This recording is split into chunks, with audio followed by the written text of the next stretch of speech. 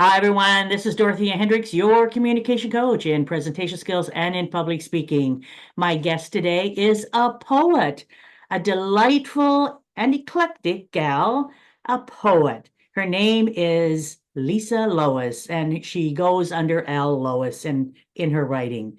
Now, Lisa lives in an urban hermitage where trauma-informed themes flow during walks by the ocean. She is pivoting through her grandmother era, figuring out why her bevy of adult children don't have babies.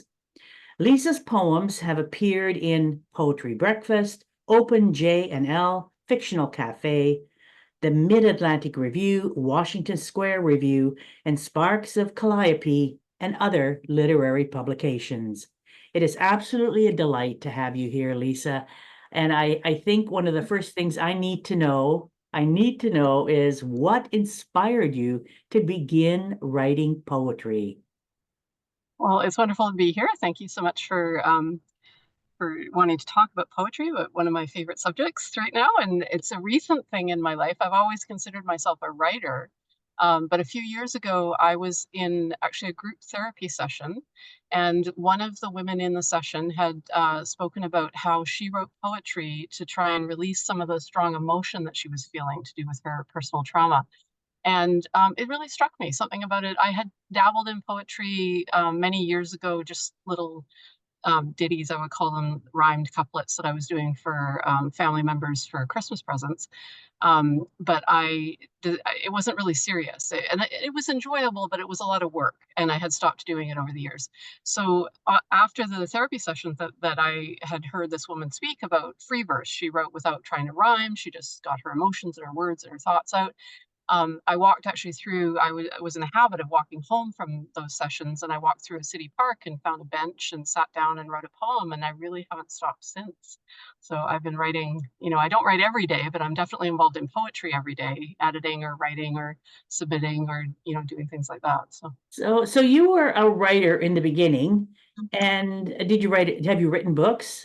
Well, no, I considered myself a writer, but I wasn't actually a writer by profession. So I Yes, went into business and business administration.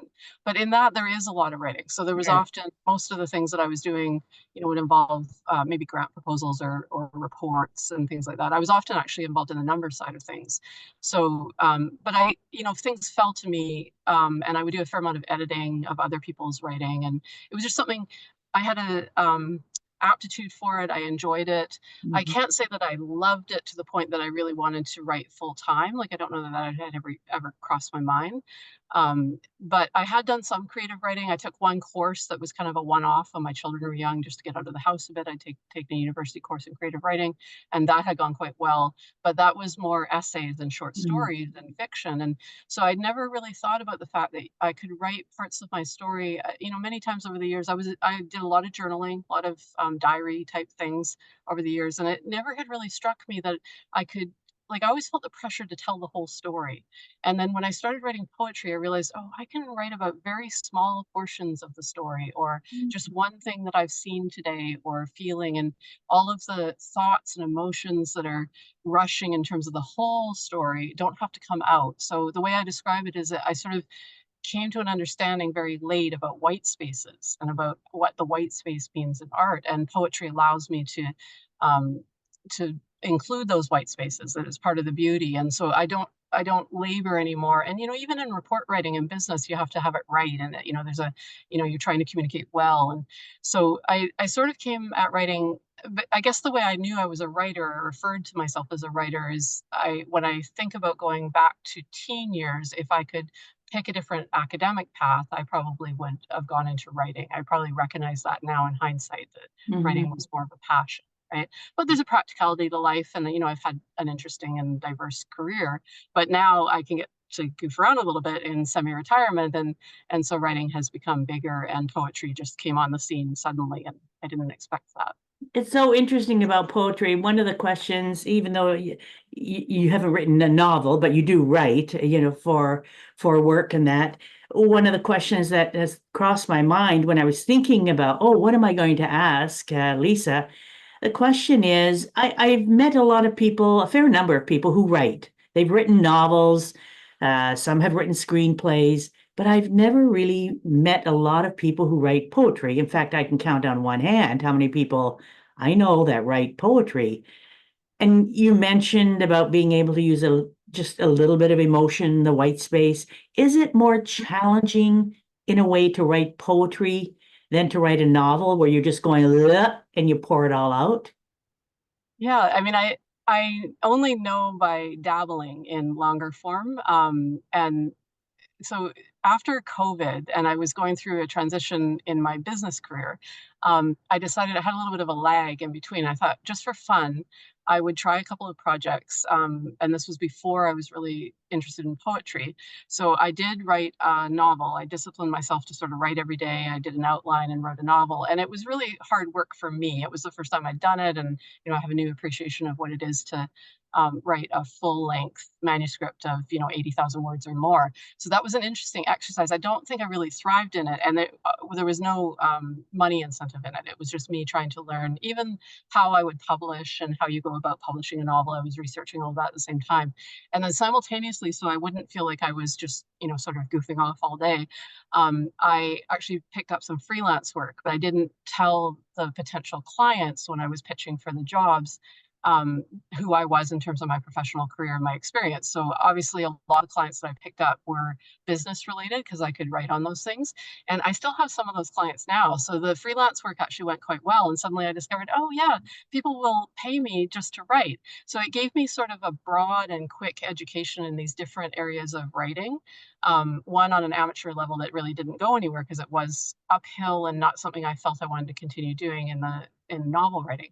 But once I got to poetry, there's just something turned on in me where it was easy. So lots of people I've talked to describe exactly what you're describing. Not so much that they find it's easy to write a book. I think that's a huge accomplishment. And, Mhm. I'm getting to know more published authors now. And, I have great respect for anyone who completes a book and publishes. But for me, and some of those authors, they actually look at me and say the same thing you're saying, where I don't know how to write poetry, or, some of them will even say they don't know how to read poetry. And I don't really know completely what to do with that because for me, it's almost like a spigot. I can go out for a walk today. Like I'm confident today if I went for a walk later on and I set an intention to sit on a couple of benches. Let's say I would go, I'm very close to the ocean. Let's say I walked along the ocean and I maybe picked 5 benches to sort of sit at intervals on, and that I was going to write a poem, a draft poem at each bench, I would do it, and it would flow. And maybe it's some of the workshops I've been in have taught me some tricks about how to sort of get into that flow. But I do think that there's something, um, I don't want to say unique, but something that I stumbled upon late in life that I didn't realize was there. It was probably latent all along. And I don't know if it's like a well that will dry up, but so far not, right? So if now I must admit that if I wanted to go like to go back to that idea of sitting at the benches, if I had a very specific topic and outcome of a poem to write to, that would be harder for me. That I find difficult to do.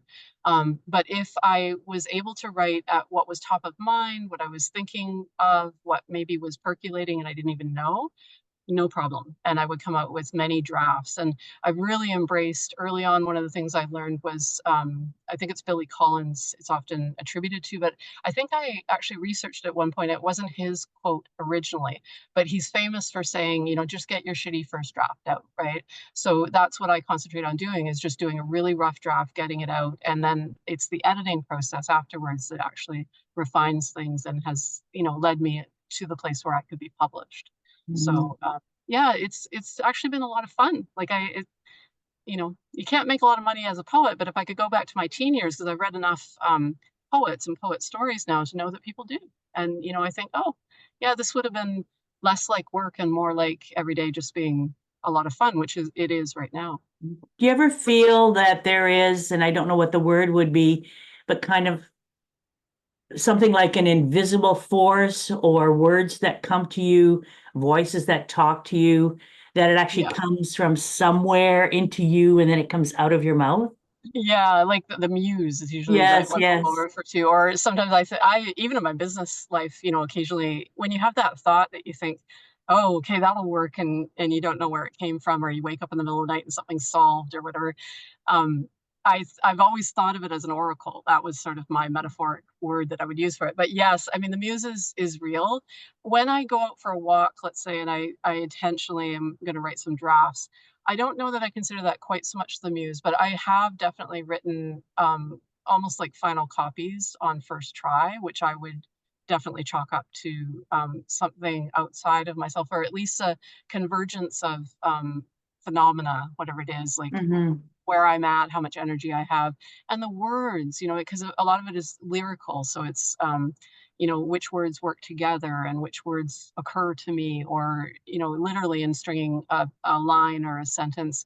Um, it's the position of the words in the sentence and which ones you can eliminate and which ones are essential and whether there's synonyms and if do you want alliteration or not. And then the form of the poem, is it turning into maybe verses of 4 lines each, or 2-line couplets, or is it random? Is it a little bit more of a experimental poem or something?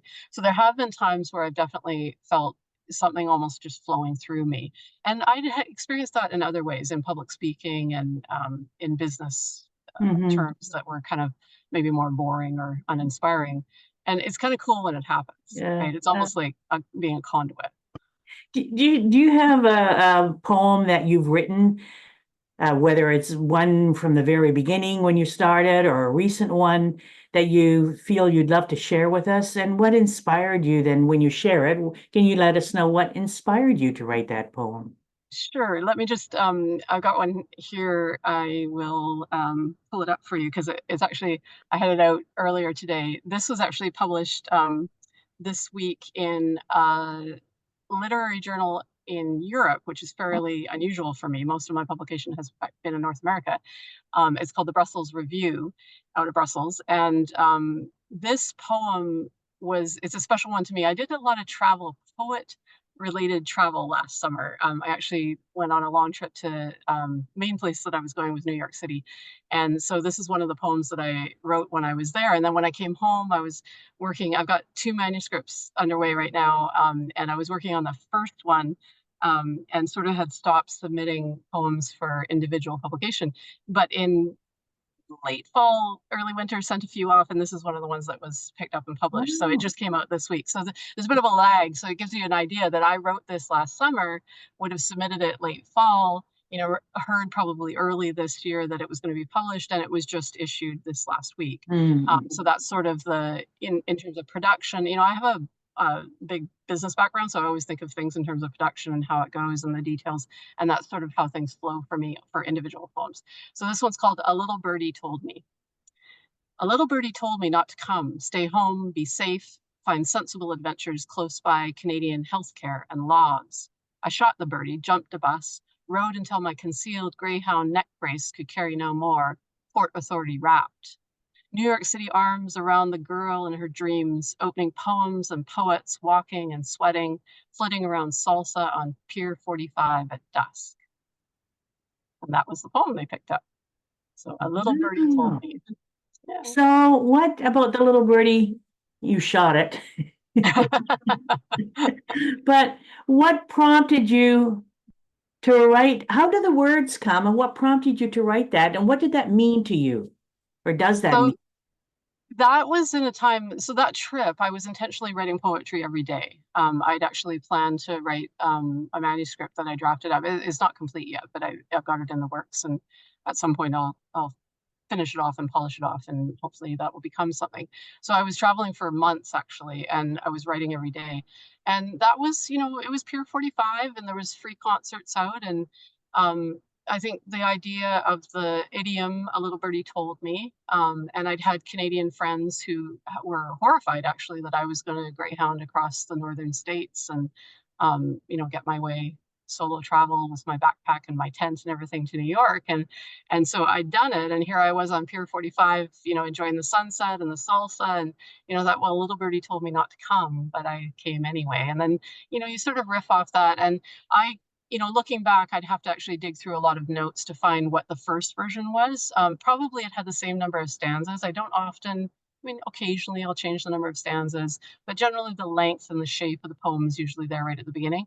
And then I work within it. And I take my poems in batches. And So I'll have a batch of about 20 poems, and generally every morning when I'm in edit mode, and I'll go many months where I'm sort of in editing mode, and I just read back my poems to myself out loud and change things. And so over iteration, if I do that to a batch every day for, a couple weeks or a month or whatever, I usually know when I think that batch is done.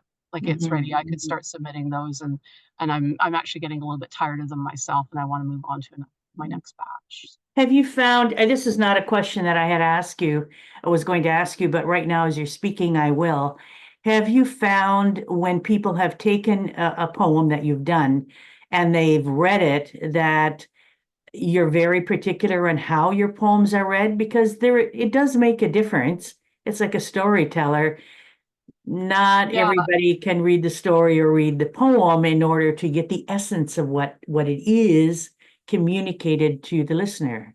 yeah, and I don't know if my attitude about that will change actually the further on I get in writing and Yeah, publishing poetry, because right now it's just a thrill. yeah. It's I still consider myself a beginner. My publication on individual poems has gone really well, so that I do feel on the cusp of more. And I've got one manuscript that is a collection of poetry and prose. Actually, it's a hybrid manuscript that I haven't yet started sending out. I really want to. It's a passion project for me. It's a very important one to me because of the topic, and I really want to just get it really refined well. So I'm working on that right now. But yeah, it's an interesting question. I belong to some poetry and writers critique groups, and this comes up because I prefer to have my poems actually read by the reader and not to be the one reading it. So I'm happy to read for you today, of course, and I've had public readings and different things I've done, but my preference is actually, and I actually have a friend whose husband is a poet, and his nickname or moniker for it is I'm a page poet. So as opposed to a spoken word poet or someone that maybe all the time is doing readings, I actually prefer my words to be read from the page, so as they're printed, then read by the reader. And that's, for me, I've had to think it through, because I've had actually poets say, "Oh, but you're here, and we want to hear it in your voice because that'll give us more of the poet's intention." And I want to know. I guess part of what I do is when I get a poem to being finished, I want to know that I've done my very best to communicate what I wanted to communicate through the poem, and it's there on the page. And then what the reader takes from it, to me, is like a surprise adventure, right? Mhm. So if it resonates in the way, and I have had my poems where people have said, they understood, it was clear that they understood completely what I was writing about. But there's other times that I'm in that sort of oblique, Emily Dickinson said, writing slant, or, leaving the white space.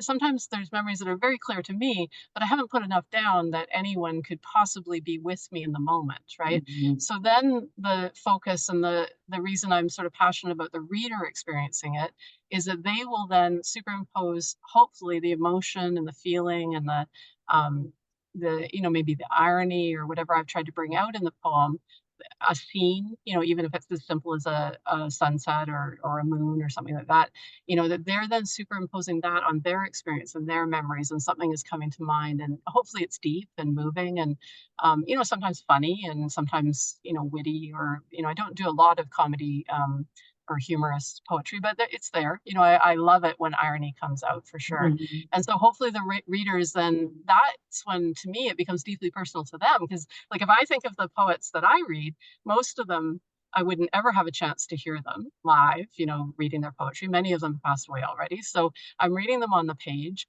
I'm, if I'm moved by the poem, hopefully I'm moved by their talent and their writing, the beauty of their writing, but I'm also probably moved by what's happening in my life that has brought that poem to me, right? And made it move me, so to speak. And I think that can be as simple as, like, what time of day is it? I really have a difficult time myself reading poetry in the evening when I'm tired, in Mhm. my own poetry or others. So, Yeah, yeah. some of that, like when people say, well, I don't know if I could write poetry, or, many people say, I don't know how to read poetry.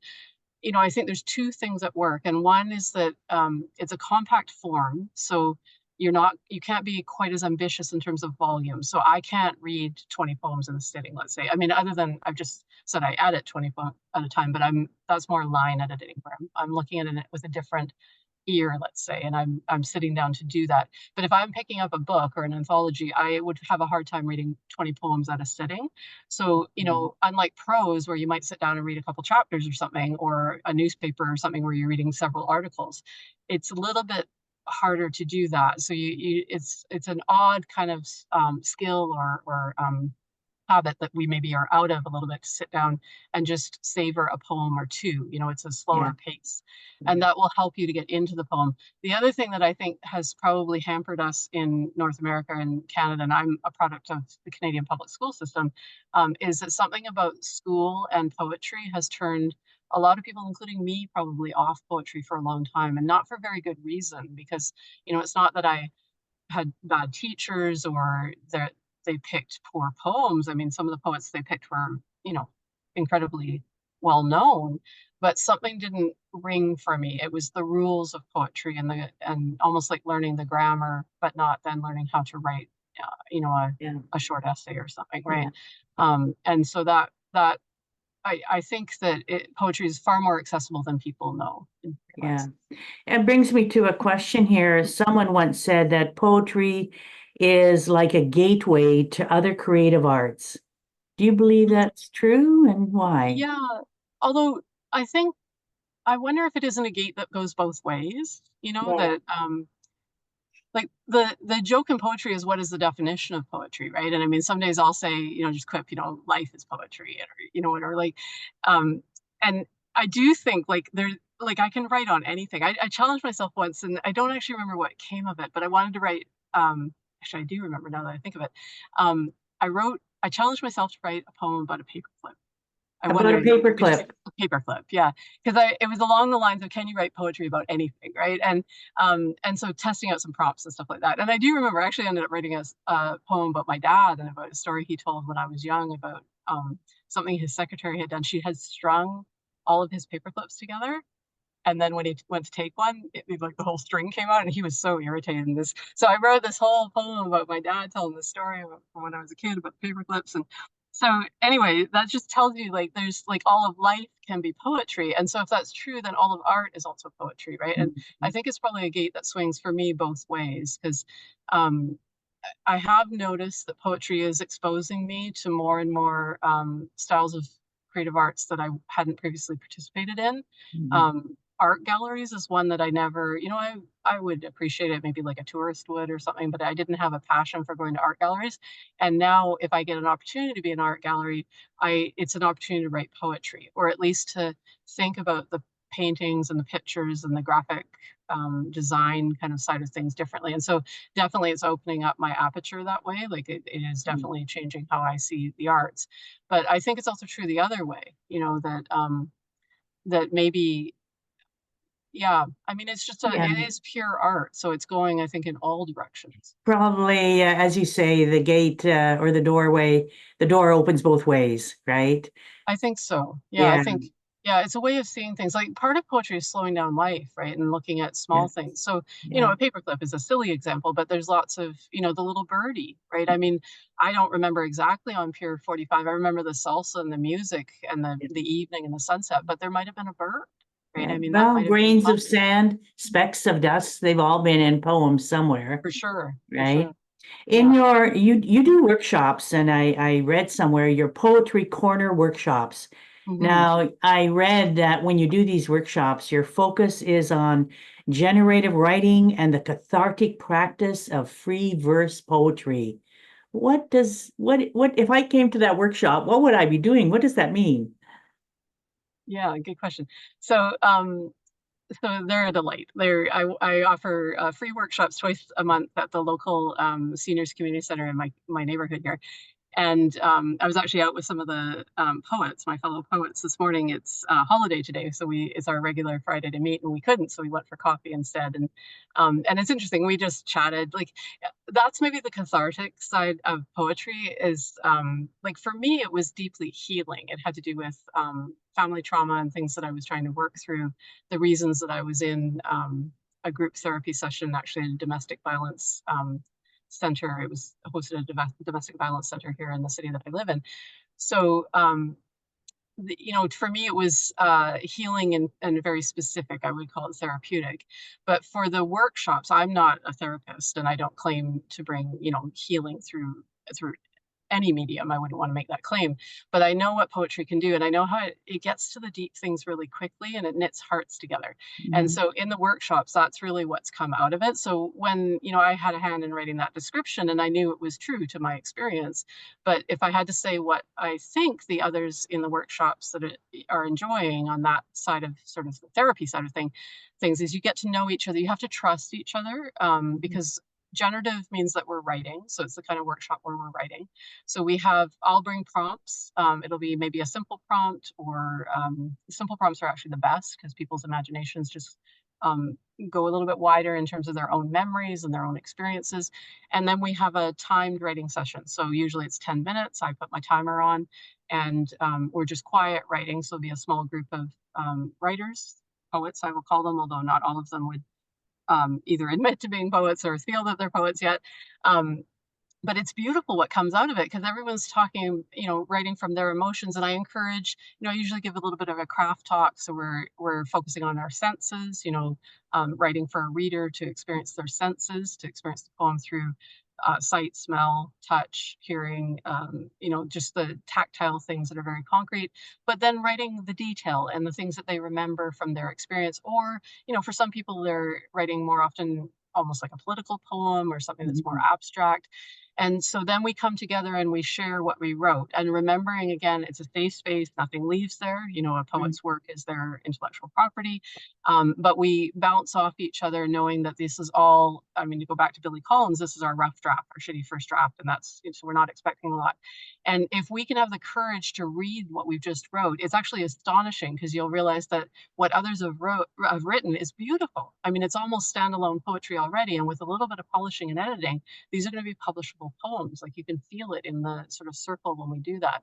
So we Mhm. usually get 2 writing sessions. It's about all that you can handle in a workshop. It actually becomes a bit overwhelming if you do too much. It goes back to reading too many poems at once. You actually can't maybe write too many poems at once either.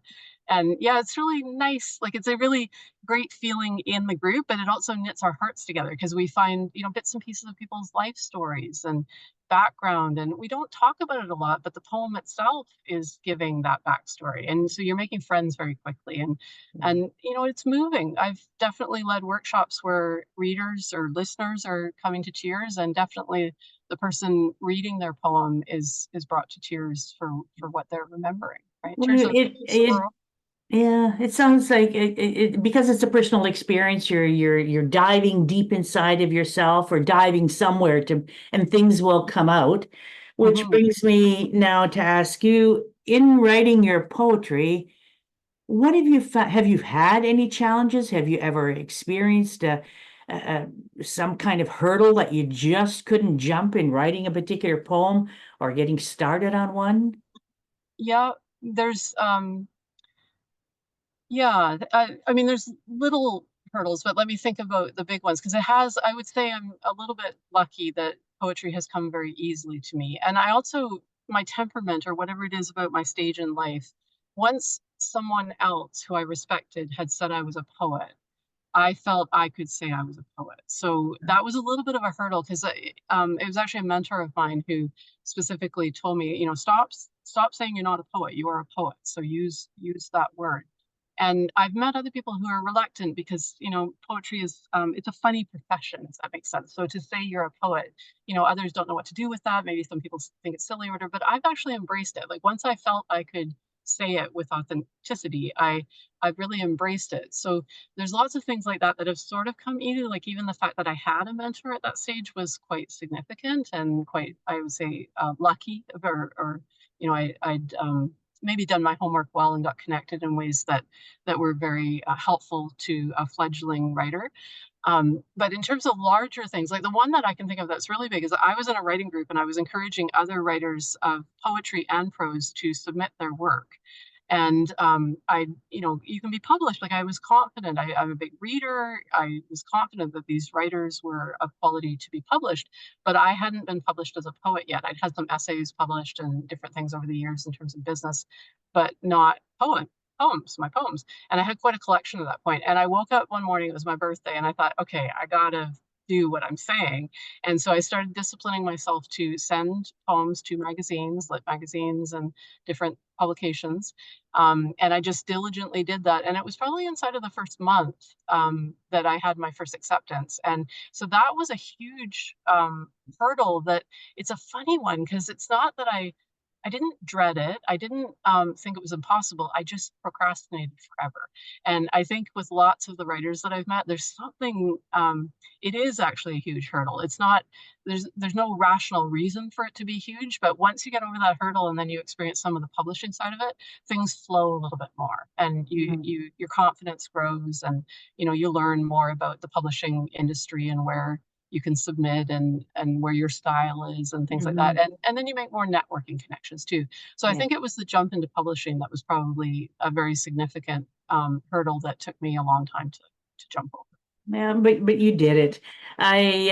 Poetry, when I think of prose, poetry, they're all forms of communication where people are communicating their thoughts. And my thing here, as somebody who teaches public speaking and presentation skills, is that people need to understand what you're saying. They need to understand the message that you want to communicate. And I found I was a bit taken aback by playwright and poet T.S. Eliot when I found this on the internet. And he wrote, genuine poetry can communicate before it is understood. And I thought, oh, how is that possible? Isn't the whole goal of communication to understand? And I'm not communicating if you don't understand. What's your thought on Yeah, that? yeah. It's a beautiful quote. I've heard that one, and I Yes, think it's yeah, true. And maybe it goes back to the muse. Like maybe there's something yes, actually a little bit magical about all how this works. A little bit like music itself. yes, That yeah. you hear a song, and we all have special songs, and then memories that we attach to songs, and what is it that one song hits so many of us, and then there also can be a special song that maybe didn't hit popular um, charts or whatever, and yet it's still really special to us. So it, it's it's it's an sort of an alchemy that comes together, and I agree with Elliot, because there's something when you read a poem and it just speaks to you, um and it's as you're reading it. I read poetry, if I can, out loud. So if I'm reading an anthology or a book of someone else's poetry in my home, I'm trying to read it out loud to myself. I think the lyricism, I really enjoy that. I really enjoy reading out loud. And I'll read a poem, and maybe I haven't spent time with it, and I don't know what it, I maybe just vaguely know what the poet had as an intention. I might go back and read it again. But there's certain poems where it's just a pleasure to read, and you're reading it. It's art. It's just art. You just know as you're reading it. And I do think we experience that in many different forms of art. Music is Mhm. an easy one to compare to, but even movies, when something's incredibly poignant, and it's this alchemy that comes together, and it just works. And so that, I think, is where it's communicating, but it's understood before anything's communicated. It's deep. It's emotional, maybe. Yeah, Right. yeah, the emotions, I guess, is what you're saying is that we're affected. It affects us emotionally, and sometimes we don't quite understand the emotion. We may understand it later on. Yeah, emotionally and artistically, yeah. I think it's part of the je ne sais quoi. It's almost stumbling across something that is beautiful, and that Yes, could be in nature, or it could be in a conversation. Serendipity, when you experience that, or if you yes. have that sense of an aha moment or something like that. And I think maybe because poems are small packages, they're little gifts that we can unwrap and we can look at. And um, you know, I go back to what I was saying before about, I like the idea that someone would read my poems on the page without my personality or my voice superimposed. And I've always been an avid reader. So to me, the printed word, I've always considered myself an auditory learner, which is contrary to me thinking that I don't want to read for other people out loud. I want them to read it off the page. But my feeling, or my style of reading, is I can almost hear things as I'm reading, even if I'm reading silently to myself. And so my hope, I think, is that that happens for the reader. And I think that's true, that maybe maybe the understanding is dawning in our lives more than it is even in the poet's intention. So if we're reading Eliot, then obviously, his poems are well known, and he was, cream of the crop in terms of a poet. And So there's a reason he's so well known, but it's also probably one particular poem as we read a collection that is really going to speak to us, right? And Mhm, so I mhm. think that's just an individual thing, and we know when we're being spoken to. It is a je ne sais quoi, or a like the muse. So as the muse hits me, the muse is also hitting a reader, right? Not Yes. necessarily in the same poem. Yeah, yeah. And it's interesting sometimes hearing somebody else say something out loud, I find for me, it can take me away. Whereas as I'm looking and I'm hearing my own voice, it takes me into a different direction sometimes. Even the tone or where the author may inflect might throw me off from what I'm reading myself, right? And For sure. absorbing. I don't know if that makes any sense, Yeah, but or the ability to stop and read it again. Like, sometimes yeah. I'll be reading a book of poetry and I'm, like, stuck on one poem. I might, go back to just that one poem repeatedly before I move on to the others. So, yeah, and I wanna say that I have like, I as you get involved in any art, I would say. You sort of find your niche, right? So, Mhm. definitely my niche is as a page poet, writing, hoping, and being published as a page poet, I would say. Yeah. Going on, maybe wanting to do book length collections. That sort of seems like the natural progression at this point. So I'm looking forward to that, right? But in terms of spoken performances, or even like today reading a poem for you, it's not something I'm seeking out. And Mm. when I do the workshops, I will read a poem that has been published because I want to encourage the participants at the workshop to know, I read an essay once on whether a poem actually has a life before it's published. And I thought it Mhm. was actually very intriguing to think about. My personal belief is that a poem as it comes out from the poet is alive, whether that's just for the person who's written it, who may not even consider themselves a poet. It's still a poem at that point, right? Mhm, But mhm. there is this sort of energy in it, in something that doesn't have, poetry isn't going to be a ambitious career for anyone, and in the workshops that I'm doing, people are coming to poetry maybe a little bit later in life. And so, in order to show that it's accessible in terms of being published, that you could be what would be considered an amateur poet or just a dabbler or whatever, and still be a published and respected poet. I like to read the poems that have been published, but actually, my preference would be not to. But I go into the workshops to encourage people that this is what happens if you continue through the publishing side of things. But I'm not a performance poet, so in my city there's performance. I remember when I first started out, I would go on YouTube and listen to the slam poetry competitions and think, how would I do that? Like, I have public speaking experience, but I don't know that I was ever. I i still think, no, I would prefer someone to read my poem than to for me to read Yeah. it to.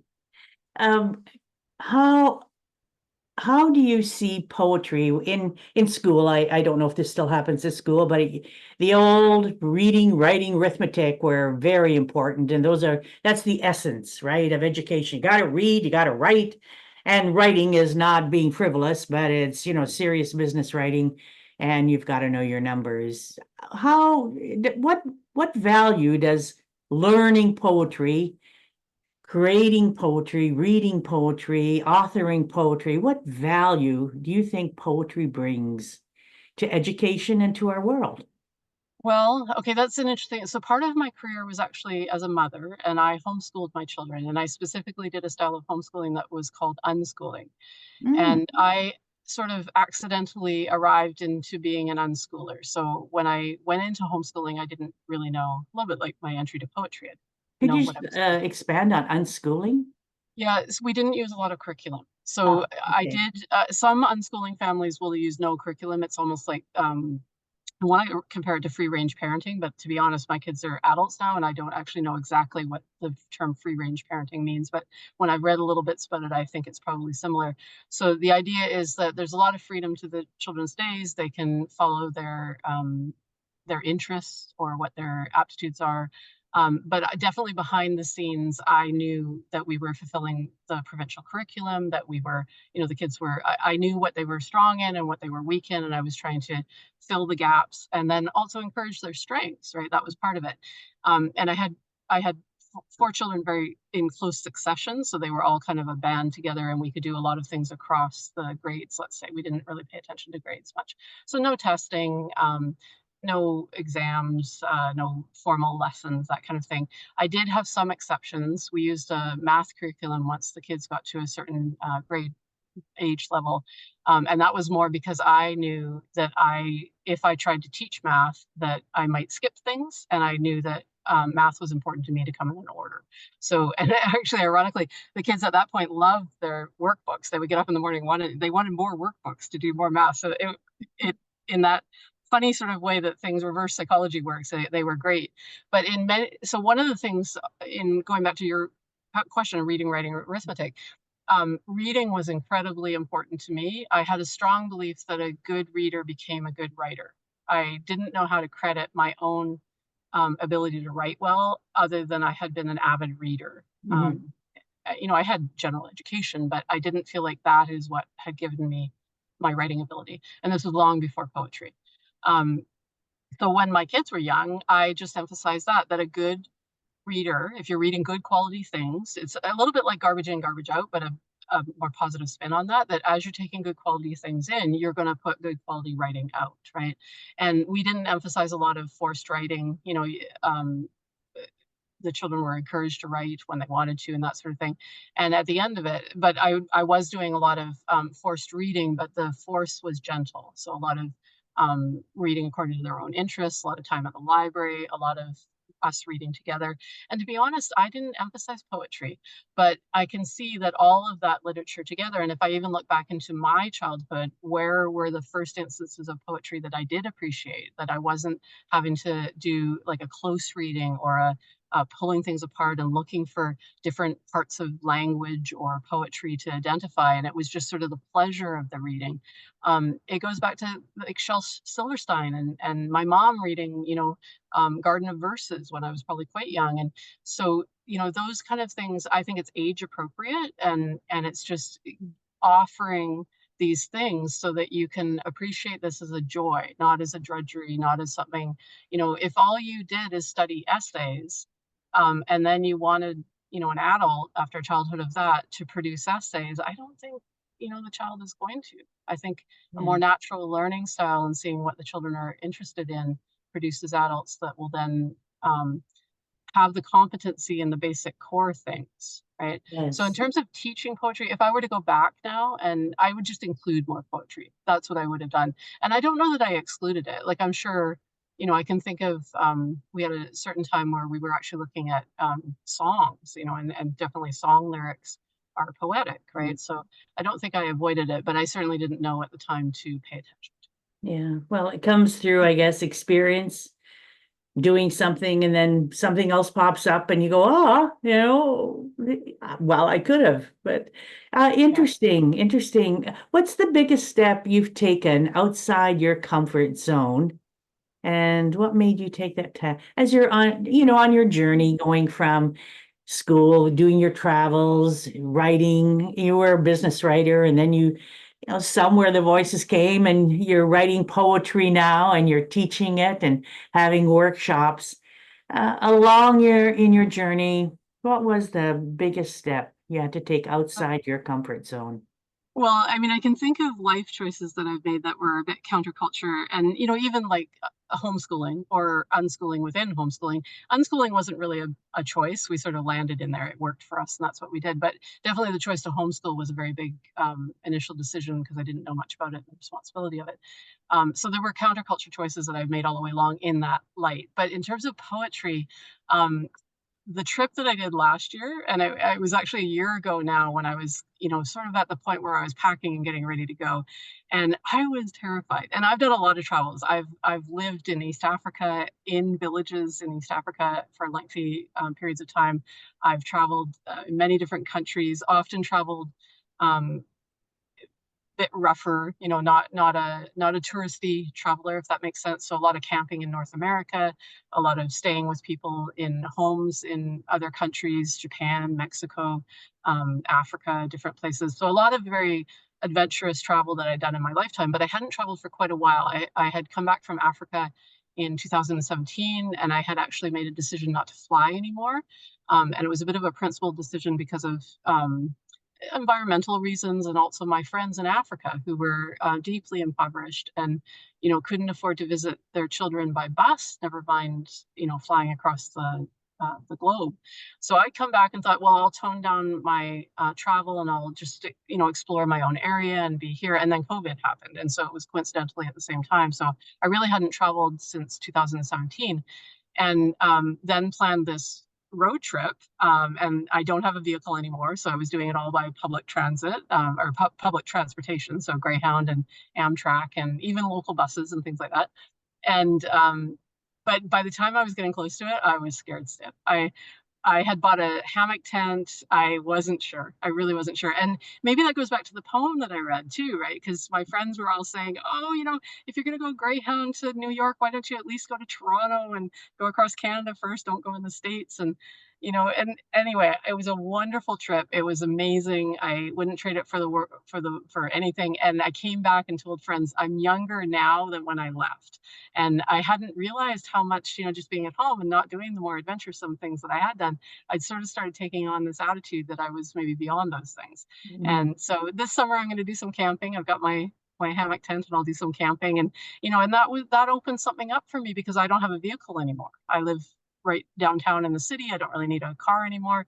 And so getting all the way to New York and doing all those things that I did and having my tent on my back, I can go camping here now. This is going to be easy this summer.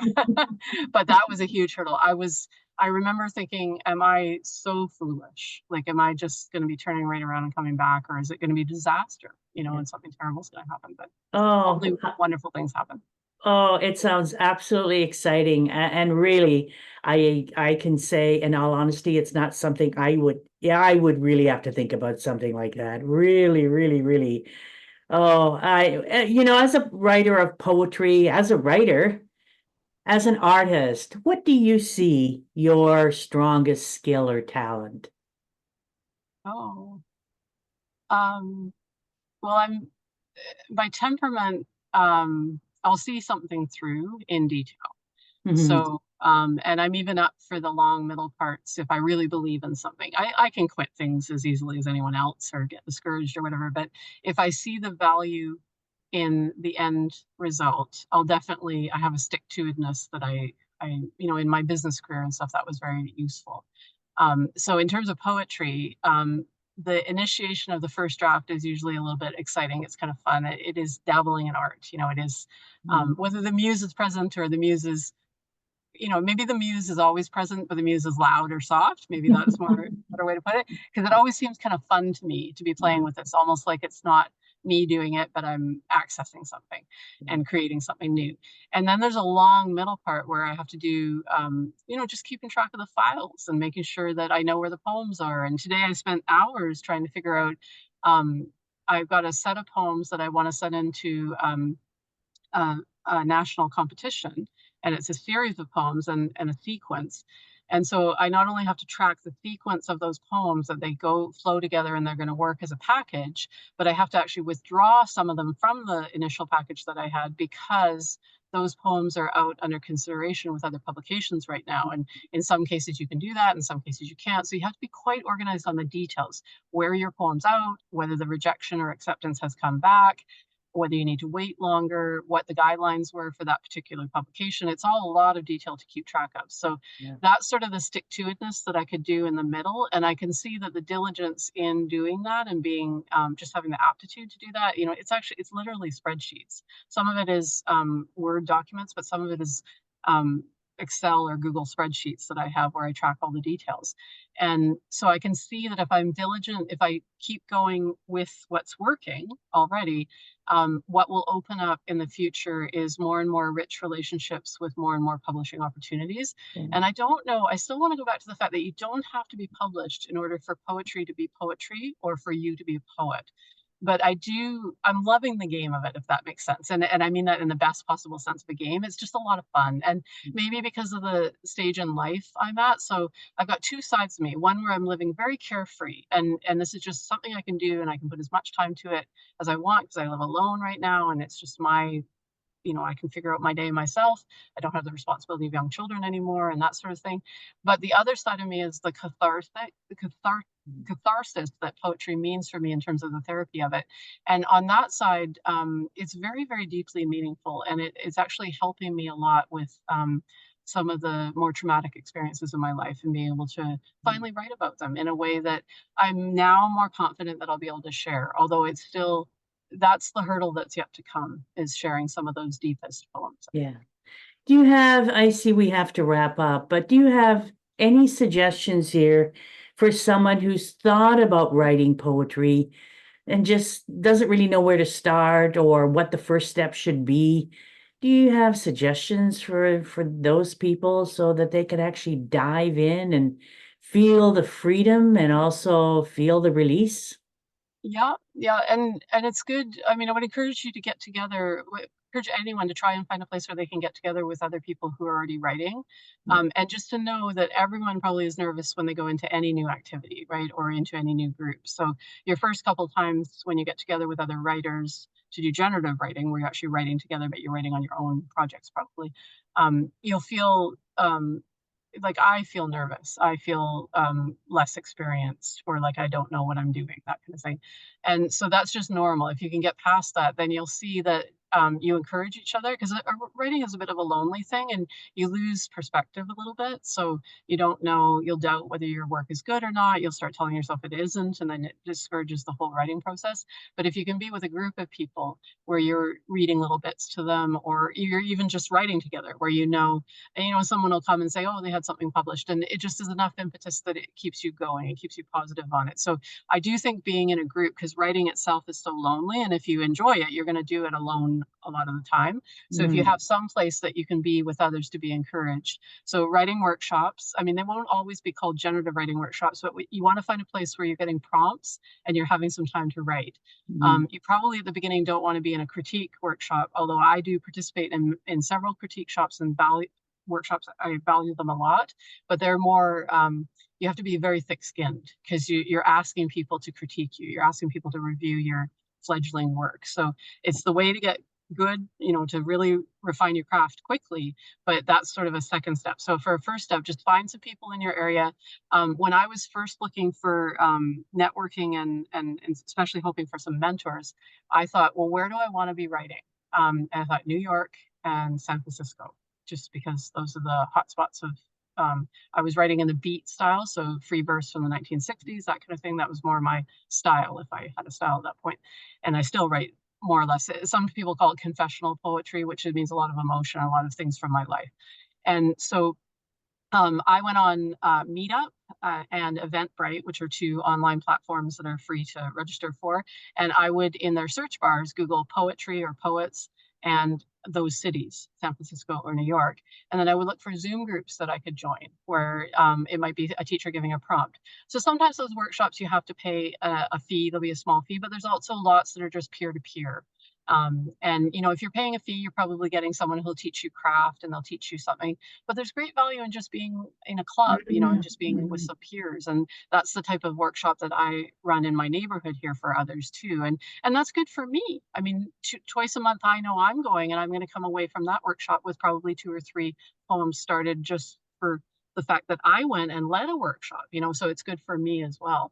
But that's the easiest way to get in it. And then the other thing, pay attention to your library. Libraries often, I was at a generative writing workshop in my city last week. That was excellent. It was led by, it was free, and it was led by a local university professor who teaches poetry.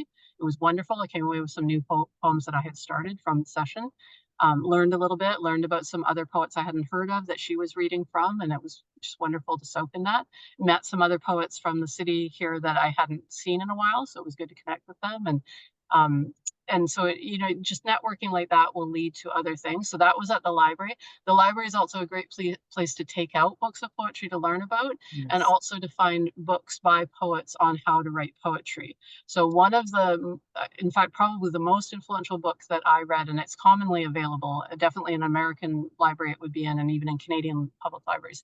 Her name is Diane Di Prima. So last name is Di Prima, Diprima. And she wrote a book, an autobiography called The Poetry Deal. And she was one of the beat poets. So she wrote with Allen Ginsberg and that group in New Oh, York in the 1960s. She actually started in the 50s before it was even a thing. And she's just a very inspiring woman. And she wrote her autobiography. It's a very thin book, and she has some poetry in there and also some prose on her life and writing and how she made it work. And it was very inspiring. When I read her book, it was the first biography by a poet that I read after I started writing poetry. And I thought, okay, if Diane can do it, I can do it. And she's passed on now, but it was just very, very inspiring. Oh, well, thank you. Thank you. Thank you so much, Lisa. Are there any words that you want to say, anything you'd like to promote before we give our final goodbye? Well, if you're in Vancouver and you want to come to a generative writing session, join us at Barclay Manor in the West End. And the poetry sessions are sponsored by the West End Seniors Network. It's known as WESN here in Vancouver. And so those are first and third Friday mornings at Barclay Manor, 10:30, and we'd love to have you join us and come write some poetry with us. Oh, well, thank you. Thank you. L.Lois, the poet. Thank you so much. And to everybody out there, pick up your pens or pencils, get some paper, and start getting inspired to write some poetry. Until next time, this is Dorothea Hendriks wishing you and wishing Lisa mountains, mountains of success.